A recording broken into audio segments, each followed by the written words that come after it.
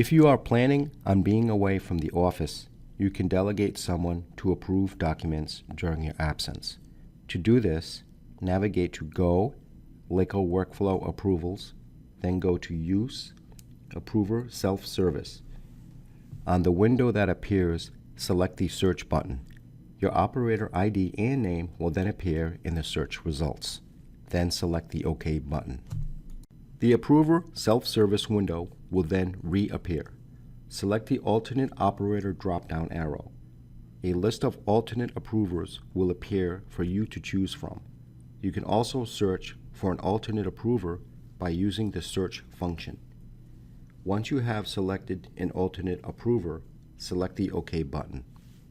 In the Date From and Date To fields, enter the date range for which the alternate approver you have selected can make approvals, denials on your behalf. Do not change any other data on the screen. Then select the Save button in order to save your changes.